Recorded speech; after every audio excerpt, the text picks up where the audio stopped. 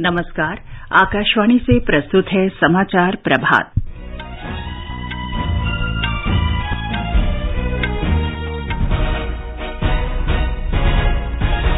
प्रधानमंत्री नरेंद्र मोदी आज गुजरात में वडोदरा में भारतीय वायुसेना के लिए परिवहन विमान निर्माण परियोजना की आधारशिला रखेंगे। प्रधानमंत्री आज सवेरे 11 बजे मन की बात कार्यक्रम में अपने विचार साझा करेंगे। केंद्र ने चीनी निर्यात पर प्रतिबंध एक और वर्ष के लिए बढ़ाया। हिमाचल प्रदेश विधानसभा चुनावों में नाम वापसी के बाद 413 उम्मीदवार मैदान में। दक्षिण कोरिया में सोल में भगदड़ में मृतकों की संख्या बढ़कर 149 हुई। छठ पूजा देश के विभिन्न हिस्सों में श्रद्धा और आस्था के साथ मनाई जा रही है। चिराग शेट्टी और सात्विक साईराज रेंकीरेड्डी की जोड़ी फ्रेंच ओपन बैडमिंटन प्रतियोगिता के फाइनल में।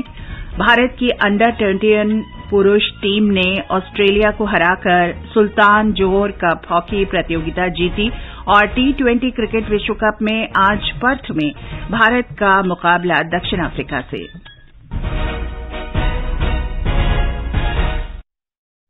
समाचार प्रभात में नवीन सक्सेना के साथ मैं चंद्रिका जोशी। प्रधानमंत्री नरेंद्र मोदी आज गुजरात में वडोदरा में भारतीय वायुसेना के लिए C-295MV परिवहन विमान विनिर्माण परियोजना की आधारशिला रखेंगे। हमारे संवाददाता ने बताया है कि परिवहन विमान निर्माण परियोजना उड्डयन क्षेत्र में देश की आत्मनिर्भरता की ओर एक महत्वपूर्ण कदम साबित होगा। C-295MW परिवहन निर्माण परियोजना जहां एक तरफ भारतीय वायुसेना को मजबूत करेगी, वहीं घरेलू विमानन क्षेत्र के विकास के लिए भी सहायक होगी। पिछले साल सितंबर में सुरक्षा संबंधी कैबिनेट कमेटी ने एयरबस डिफेंस और स्पेस SA से 56 C-295MW ट्रांसपोर्ट एयरक्राफ्ट की खरीद को मंजूरी दी थी। 16 विमान फ्लाईवे स्थिति में आएंगे, जबकि 40 विमान बड़ोदरा में एयरबेस डिफेंस और टाटा कंसोर्टियम द्वारा निर्मित किए जाएंगे। ये सभी 56 परिवहन विमान स्वदेशी इलेक्ट्रॉनिक वॉरफेयर सूट से लैस होंगे। यह महत्वाकांक्षी परियोजना परिवहन विमान निर्माण में देश की समग्र क्षमताओं को तो बढ़ाएगी ही, साथ ही मेक इन इंडिया पहल को भी बढ़ावा देगी। आकाशवाणी समाचार के लिए संजीव कुमार सिंह। प्रधानमंत्री नरेंद्र मोदी आज केवड़िया भी जाएंगे। वो स्टैच्यू ऑफ यूनिटी पर सरदार पटेल को श्रद्धांजलि अर्पित करेंगे और इसके बाद राष्ट्रीय एकता दिवस आयोजन में भाग लेंगे। श्री मोदी लोक सेवकों की कार्य सुगमता के लिए 2019 में शुरू किए गए कार्यक्रम आरंभ के चौथे चरण में कॉमन फाउंडेशन कोर्स के प्रशिक्षु अधिकारियों को संबोधित करेंगे। इसके बाद श्री मोदी बनासकांठा जिले के थराड़ में विभिन्न विकास परियोजनाओं की आधारशिला रखेंगे। इस दौरान 8,000 करोड़ रुपए लागत की जलापूर्ति परियोजनाएं शुरू की जाएंगी। श्री मोदी 1,560 करोड़ रुपए से अधिक की लागत से मुख्य नर्मदा नहर से कसारा से दांतेवाड़ा पाइपलाइन सहित विभिन्न परियोजनाओं का शिलान्यास करेंगे। इस परियोजना से जलापूर्ति में सुधार होगा और क्षेत्र में किसान भी लाभान्वित होंगे। कार्यक्रम के दौरान सुजलाम सुफलाम नहर के पुनरुद्धार, मोढेरा मोतीदाऊ पाइपलाइन के मुक्तेश्वर बांध कर्मावत झील का विस्तार और संतालपुर तालुके के 11 गांवों के लिए सिंचाई योजना सहित अनेक परियोजनाओं की घोषणा की जाएगी। प्रधानमंत्री अहमदाबाद में रेलवे परियोजनाओं का लोकार्पण करेंगे। मंगलवार को वो राजस्थान के बांसवाड़ा जाएंगे और मानगढ़ धाम की गौरव गाथा कार्यक्रम में शामिल होंगे। प्रधानमंत्री नरेंद्र मोदी आज सुबह 11 बजे आकाशवाणी से मन की बात में अपने विचार साझा करेंगे। कार्यक्रम आकाशवाणी और दूरदर्शन के समूचे नेटवर्क से प्रसारित होगा और आकाशवाणी समाचार की वेबसाइट और news on AIR mobile app पर भी उपलब्ध रहेगा। मन की बात का आकाशवाणी समाचार, दूरदर्शन समाचार, प्रधानमंत्री कार्यालय तथा सूचना और प्रसारण मंत्रालय के YouTube चैनलों से भी सीधा प्रसारण किया जाएगा। आकाशवाणी से हिंदी प्रसारण के तुरंत बाद मन की बात क्षेत्रीय भाषाओं में प्रसारित किया जाएगा। केंद्र सरकार ने चीनी के निर्यात पर प्रतिबंध और एक वर्ष के लिए बढ़ा दिया है। ये निर्णय कल से लागू होगा। घरेलू बाजारों में चीनी की उपलब्धता बढ़ाने और कीमतों पर नियंत्रण के लिए ये निर्णय लिया गया है। विदेश व्यापार महानिदेशालय ने एक अधिसूचना में कहा कि चीनी के निर्यात पर प्रतिबंध अगले वर्ष 31 अक्टूबर तक लागू रहेगा। यूरोपीय संघ और अमरीका को चीनी निर्यात पर यह पाबंदी लागू नहीं होगी। हिमाचल प्रदेश में विधानसभा चुनाव के लिए नामांकन वापसी के बाद कुल 413 उम्मीदवार चुनाव मैदान में हैं। कल नामांकन वापसी के अंतिम दिन 92 उम्मीदवारों ने नाम वापस लिए। राज्य में 12 नवंबर को मतदान होगा। हमारे संवाददाता ने बताया है कि भारतीय जनता पार्टी, कांग्रेस और आम आदमी पार्टी ने चुनाव प्रचार तेज कर दिया है। भाजपा और कांग्रेस दोनों के स्टार प्रचारक पार्टी और उसके उम्मीदवारों के प्रचार के लिए हिमाचल आएंगे। भाजपा के 32 स्टार प्रचारक आज से अपने विजय संकल्प अभियान की शुरुआत सभी 68 विधानसभा क्षेत्रों में विभिन्न स्थानों पर जनसभाओं के साथ करेंगे। इन रैलियों को संबोधित करने के लिए भाजपा के राष्ट्रीय नेताओं के साथ साथ केंद्रीय मंत्री और भाजपा शासित राज्यों के मुख्यमंत्री भी हिमाचल आ रहे हैं। बीजेपी और कांग्रेस दोनों ने अपने 40 स्टार प्रचारकों की लिस्ट पहले जारी कर दी है। इस हफ्ते प्रधानमंत्री नरेंद्र मोदी, केंद्रीय गृह मंत्री अमित शाह, रक्षा मंत्री राजनाथ सिंह, केंद्रीय सड़क और परिवहन और राजमार्ग मंत्री नितिन गडकरी, केंद्रीय मंत्री स्मृति ईरानी और यूपी के मुख्यमंत्री योगी आदित्यनाथ राज्य में चुनावी रैलियों को संबोधित करेंगे। वहीं सोनिया गांधी, कांग्रेस अध्यक्ष मल्लिकार्जुन खड़गे, प्रियंका गांधी, राहुल गांधी, अशोक गहलोत, सचिन पायलट और भूपेश बघेल समेत कांग्रेस के शीर्ष नेता स्टार प्रचारकों में शामिल हैं। प्रियंका गांधी ने परिवर्तन रैली के साथ सोलन से कांग्रेस के प्रचार अभियान की शुरुआत की थी। वह मंडी में जनसभा को संबोधित करेंगे और कल कुल्लू में रोड शो भी करेंगी। संजीव सुंद्रियाल, आकाशवाणी समाचार, शिमला। मुंबई में 166 अंधेरी पूर्व विधानसभा क्षेत्र के उपचुनाव के लिए मतदान 3 नवंबर को कराया जाएगा। अंधेरी पूर्व निर्वाचन क्षेत्र के चुनाव अधिकारी प्रशांत पाटिल ने कहा कि चुनाव के लिए 7 उम्मीदवार मैदान में हैं। संयुक्त राष्ट्र सुरक्षा परिषद की आतंकवाद रोधी समिति के प्रतिनिधिमंडल प्रमुखों ने नई दिल्ली में राष्ट्रपति द्रौपदी मुर्मू से मुलाकात की। ये प्रतिनिधिमंडल मुंबई और दिल्ली में आयोजित सुरक्षा परिषद की आतंकवाद रोधी समिति की विशेष बैठक में भाग लेने के लिए भारत में है। राष्ट्रपति ने प्रतिनिधिमंडल के सदस्यों का स्वागत किया और मुंबई आतंकी हमले के पीड़ितों को श्रद्धांजलि अर्पित करते हुए भारत में यात्रा की शुरुआत पर उनकी सराहना की। उन्होंने कहा कि दुनिया के सबसे बड़े लोकतंत्र के रूप में भारत में सर्वाधिक मुक्त और विविधतापूर्ण समाज है और ये दशकों से आतंकवाद का शिकार रहा है। उन्होंने कहा कि भारत आतंकवाद के सभी रूपों से लड़ने के लिए प्रतिबद्ध है। संयुक्त राष्ट्र सुरक्षा परिषद की आतंक रोधी समिति ने आतंकवाद के लिए नई और उभरती प्रौद्योगिकियों के इस्तेमाल का मुकाबला विषय पर दिल्ली घोषणा को स्वीकृति दे दी है।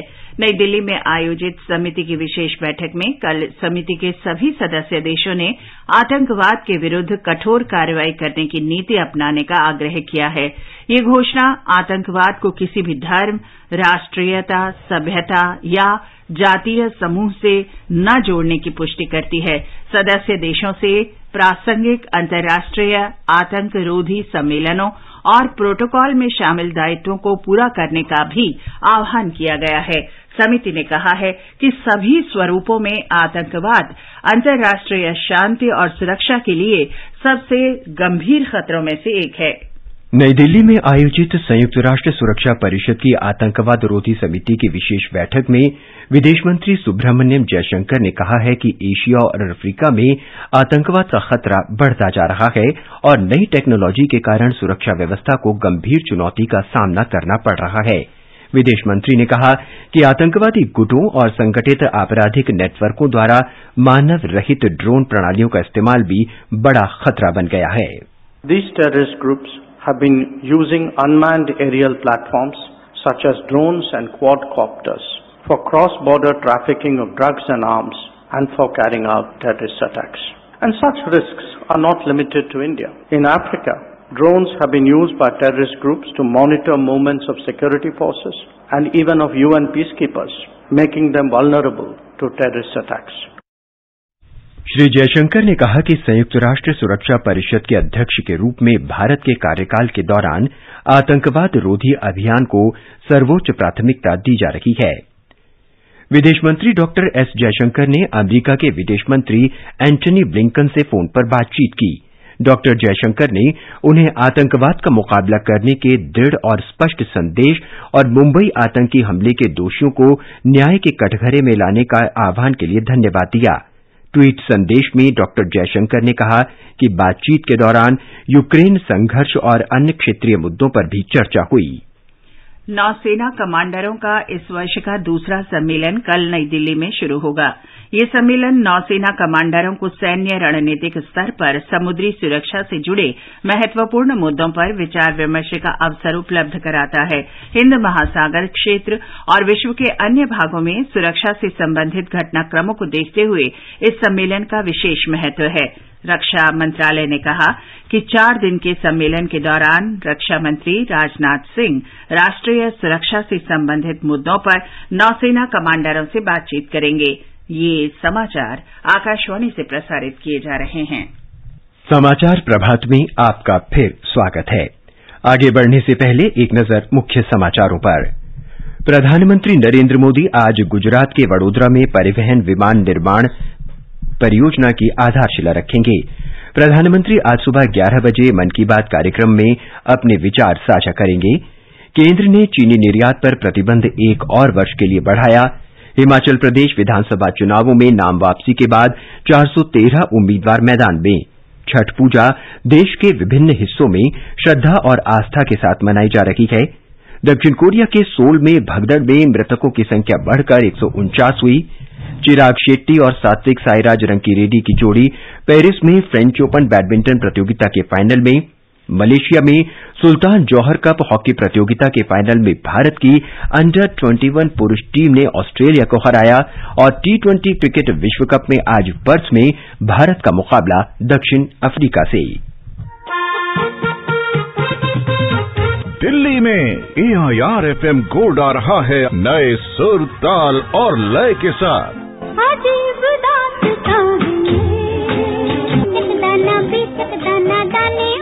हर घंटे समाचार, नए रोचक कार्यक्रम और समसामयिक विषयों पर चर्चा।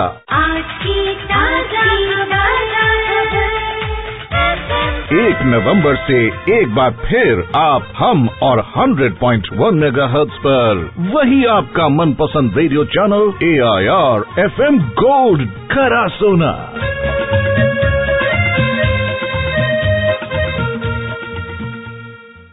दक्षिण कोरिया की राजधानी सोल में कल रात मची भगदड़ में मृतकों की संख्या 149 हो गई है। 150 से अधिक लोग घायल हुए हैं। सोल के इतावन में हैलोवीन मनाने के लिए एकत्र हुई भारी भीड़ में भगदड़ मच जाने से यह हादसा हुआ। मृतकों की संख्या बढ़ने की आशंका है। स्थानीय मीडिया का अनुमान है कि हैलोवीन मनाने के लिए लगभग 1 लाख लोग इतावन में एकत्रित हुए थे। विदेश मंत्री डॉक्टर एस जयशंकर ने सोल में भगदड़ में लोगों के मारे जाने पर गहरा दुख व्यक्त किया है। एक ट्वीट में उन्होंने मृतकों के परिजनों के प्रति संवेदना व्यक्त की है। विदेश मंत्री ने कहा कि भारत इस कठिन समय में दक्षिण कोरिया के साथ मजबूती से खड़ा है।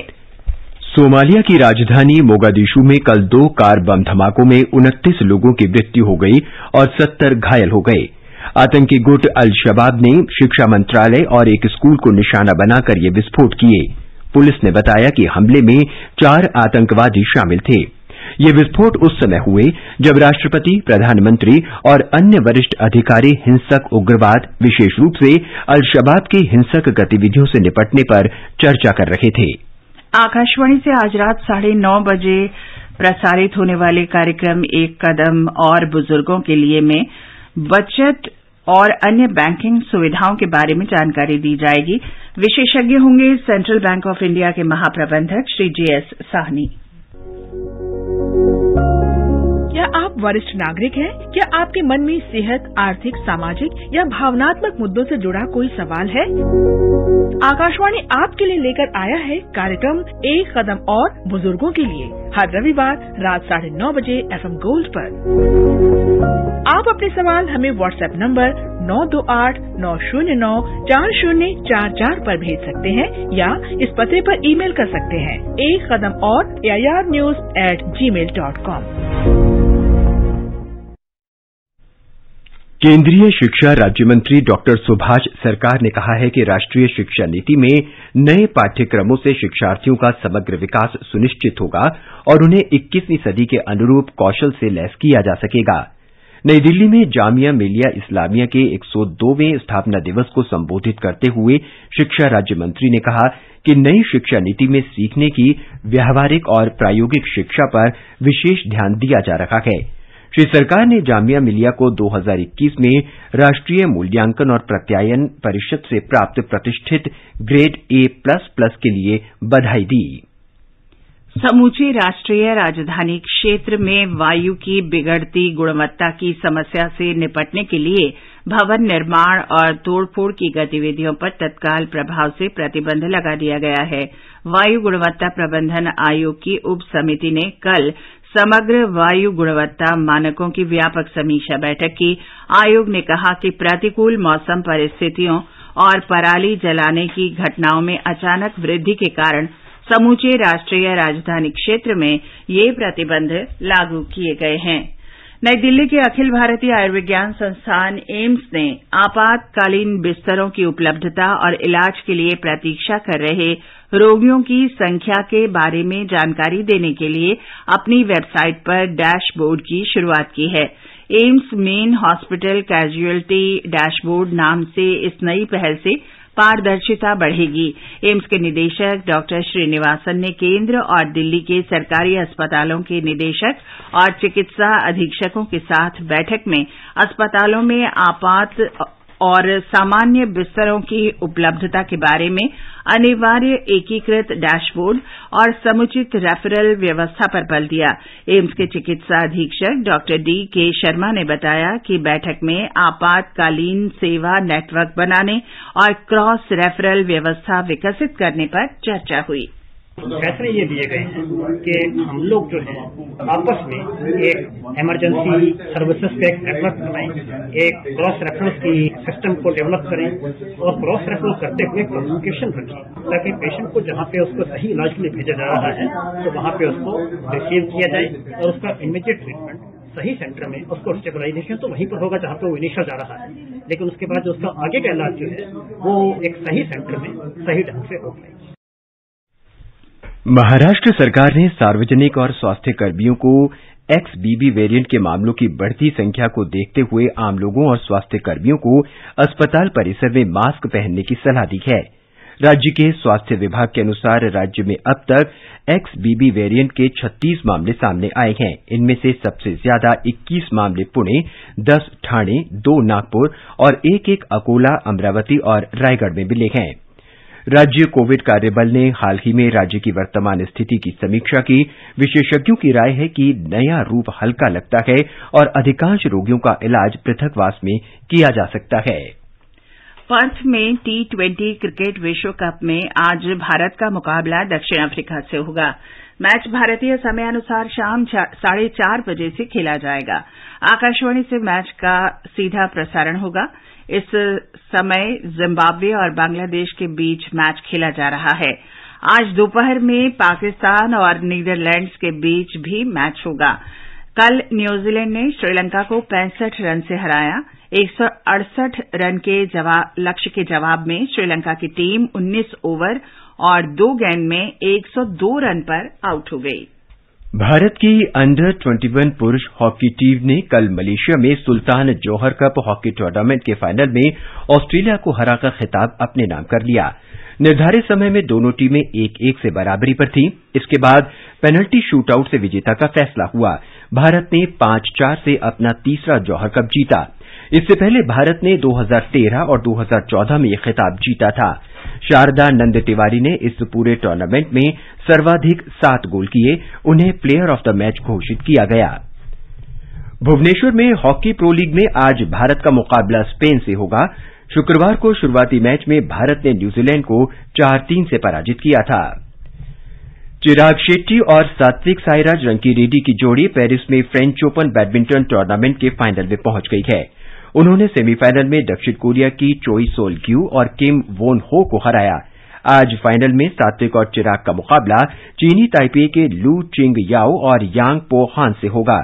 सिंगल्स फाइनल आज मौजूदा विश्व चैंपियन विक्टर एक्सेल्सन और रेस्मस गेमके के बीच खेला जाएगा। 2016 की ओलंपिक स्वर्ण पदक विजेता कैरोलिना मारिन 2 बार के विश्व चैंपियन अकाने यामागुची को हराकर महिला सिंगल्स के फाइनल में पहुंची हैं। आज फाइनल में उनका मुकाबला चीन की ही बिंग जियाओ से होगा। लोक आस्था का महापर्व छठ देश के विभिन्न भागों में श्रद्धा और आस्था के साथ मनाया जा रहा है। राष्ट्रपति द्रौपदी मुर्मू ने छठ के पर्व पर देशवासियों को शुभकामनाएं दी हैं। प्रधानमंत्री नरेंद्र मोदी ने छठ के पावन अवसर पर लोगों को बधाई दी है। अपने संदेश में प्रधानमंत्री मोदी ने कहा कि छठ पर्व भगवान सूर्य और प्रकृति की पूजा को समर्पित है। उन्होंने भगवान सूर्य और छठी मैया के आशीर्वाद से सबका जीवन आलोकित रहने की प्रार्थना की है। छठ पर्व अनुष्ठान में आज श्रद्धालु अस्ताचलगामी सूर्य को अर्घ्य अर्पित करेंगे।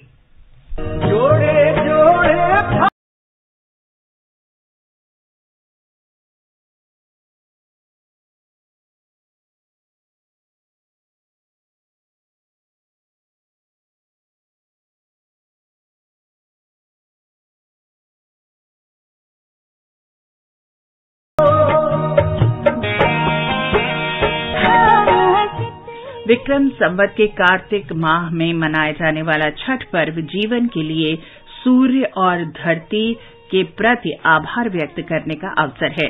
बिहार से छठ पर्व पर हमारे पटना संवाददाता की एक रिपोर्ट।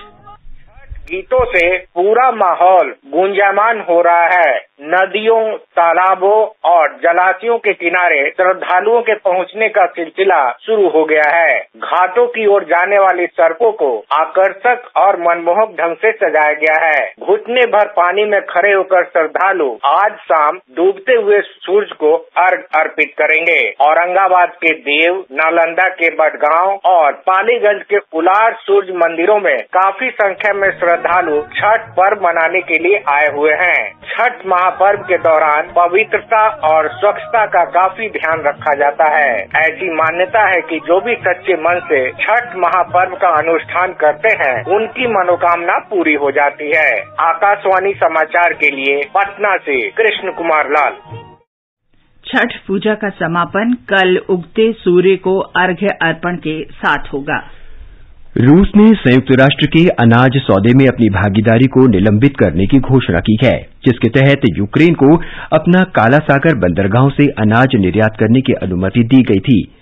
रूस के रक्षा मंत्रालय ने क्रीमिया के तट पर रूस के काला सागर बेड़े के जहाजों पर एक कथित यूक्रेनी ड्रोन हमले का हवाला दिया है। रूस के रक्षा मंत्रालय ने कहा कि हमले में इस्तेमाल किए गए ड्रोन ने जहाजों को निशाना बनाया था। हालांकि यूक्रेन ने हमले से इनकार करते हुए कहा है कि रूस अनाज गलियारे के अवरुद्ध करने के लिए झूठे बहाने का इस्तेमाल कर रहा है।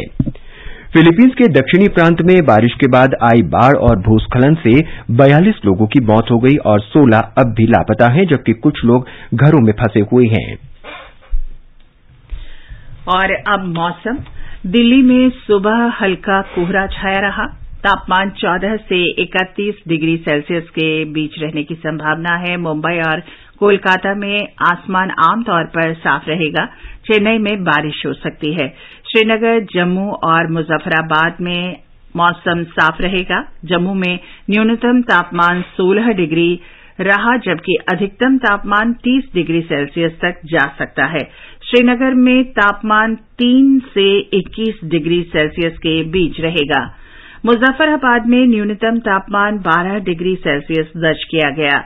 लेह में आसमान साफ रहने का अनुमान है। गिलगित में बादल छाए रह सकते हैं। उधर हैदराबाद, बेंगलुरु और तिरुअनंतपुरम में बादल छाए रहेंगे। गुवाहाटी, अगरतला, आइजॉल, इम्फाल, कोहिमा और शिलंग में धुंध छाए रहने का अनुमान है। भारत के शंकर मुत्तुस्वामी जूनियर विश्व बैडमिंटन चैंपियनशिप के फाइनल में पहुंच गए हैं। शंकर ने थाईलैंड के पानितचापोन को हराकर फाइनल में जगह बनाई। फाइनल में शंकर का मुकाबला आज चीन के कुआकुआन लिन और दक्षिण कोरिया के बाइंग जे किम के बीच होने वाले मुकाबले के विजेता से होगा। फाइनल मुकाबला कल खेला जाए। शंकर 10वें भारतीय बैडमिंटन खिलाड़ी हैं जो अब तक इस चैंपियनशिप के फाइनल में पहुंचे हैं। इससे पहले 2018 में लक्ष्य सेन ने कांस्य पदक हासिल किया था। ये समाचार हमारी वेबसाइट newsonair.gov.in/hindi पर भी उपलब्ध हैं। और नवीन, अब आप बताएं कि आज के समाचार पत्रों में क्या विशेष है। धन्यवाद चंद्रिका। अखबारों ने विदेश मंत्री सुब्रह्मण्यम जयशंकर के इस बयान को आज सुर्खी बनाया है कि सोशल मीडिया मंच बने आतंकी समूहों के लिए सबसे शक्तिशाली हथियार। राजस्थान पत्रिका ने लिखा है, सोशल मीडिया, पेमेंट गेटवे और ड्रोन को आतंकियों से दूर रखने का वैश्विक नेताओं का संकल्प। राष्ट्रीय सहारा ने लिखा है, दिल्ली घोषणा पत्र में संयुक्त राष्ट्र सुरक्षा परिषद की समिति ने अपील की, आतंकवाद कतई बर्दाश्त नहीं। जनसत्ता के शब्द हैं, विदेश मंत्री ने कहा, आतंकी टूलकिट में बदल गया है सोशल मीडिया मंच। चीनी के निर्यात पर अगले साल 31 अक्टूबर तक रोक बढ़ाने को भी अखबारों ने अहमियत दी है। हरिभूमि ने लिखा है, घरेलू बाजार में कीमतों पर नियंत्रण बनाए रखने के लिए उठाया गया कदम। दिल्ली एनसीआर में निर्माण कार्यों पर लगी रोक, दैनिक ट्रिब्यून के पहले पन्ने की खबर है। अखबार ने लिखा है, पराली के धुएं ने बढ़ाई दिक्कत।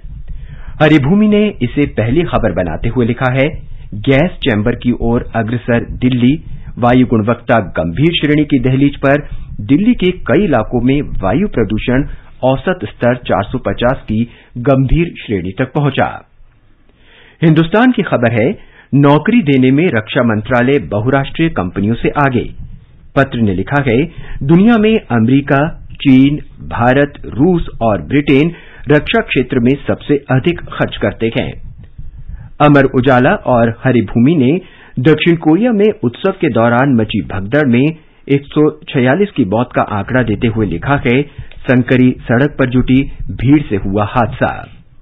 राजस्थान पत्रिका ने बॉम्बे हाईकोर्ट के उस आदेश को अहमियत दी है कि घर का मालिकाना हक मां का होने पर बेटा बहू को घर खाली कराने का अधिकार नहीं। लोकसत्य ने लिखा है, अक्टूबर महीने की समाप्ति के साथ ही मौसम में परिवर्तन की दस्तक, 10 राज्यों में आएगी ठिठुरन भरी सर्दी। दैनिक जागरण की खबर है, सोमवार सुबह 6:45 से 9 बजे तक यातायात मार्गों में परिवर्तन, रन फॉर यूनिटी का आयोजन।